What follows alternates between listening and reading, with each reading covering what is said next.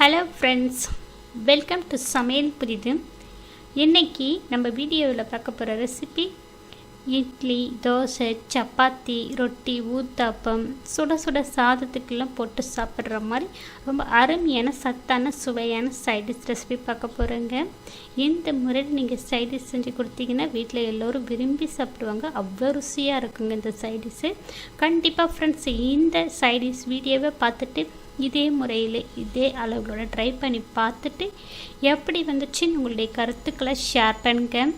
இந்த வீடியோ உங்களுக்கு பிடித்திருந்தா லைக் பண்ணுங்கள், ஷேர் பண்ணுங்கள்.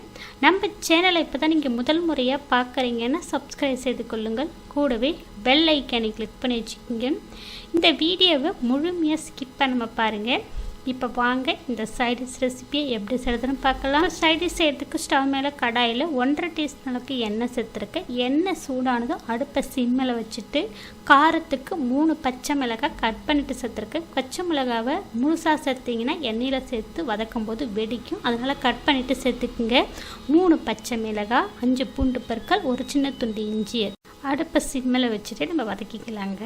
இப்போ இஞ்சி பூண்டு மிளகாய் வதங்கினதும் இதில் தக்காளி பழம் சேர்த்துக்கலாம். 1/4 kg அளவுக்கு தக்காளி பழம், நல்ல நாட்டு தக்காளியை பழுத்த பழமாக சேர்த்துருக்கேன். அப்போ தான் சட்னி நல்ல சுவையாக இருக்கும்.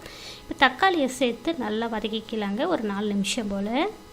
இப்போ தக்காளி நல்லா வதங்கிடுச்சுங்க. அடுப்பை சிம்மில் வச்சுட்டு இதில் ஒரு கட்டு அளவுக்கு மல்லித்தழையை சுத்தப்படுத்திட்டு கட் பண்ணிவிட்டு சேர்த்துருக்கேன். மல்லித்தழையை தக்காளியோடு நல்லா ஒரு 1/2 நிமிஷம் போல் சிம்மில் வச்சுட்டு மிக்ஸ் பண்ணிக்கோங்க. ரொம்ப வதக்கணும் அவசியம் கிடையாதுங்க, ஒரு 30 செகண்டுக்கு வதக்கினா போதும். இப்போ இதுக்கு தேவைக்கேற்ப கல்லுப்பு ஒரு 1/4 டீஸ்பூன் அளவுக்கு சேர்க்குறேன். இப்போ நல்லா மிக்ஸ் பண்ணிக்கலாங்க உப்பு சேர்த்து. இப்போ ஸ்டவ் ஆஃப் பண்ணிவிட்டு சூடு முழுமையாக ஆறட்டுங்க. ஆறினதுக்கப்புறம் மிக்ஸி ஜாரில் சேர்த்து தண்ணி சேர்க்காமல் கொஞ்சம் கொரப்பாக அரைச்சிட்டு வந்துருக்கேன்.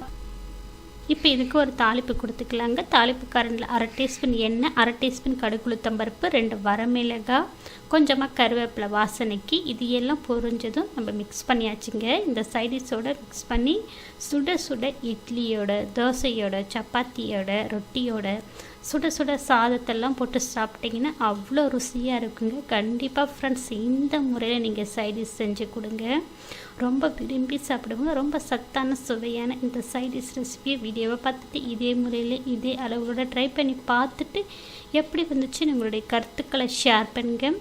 இந்த வீடியோ உங்களுக்கு பிடித்திருந்தா லைக் பண்ணுங்கள், ஷேர் பண்ணுங்கள்.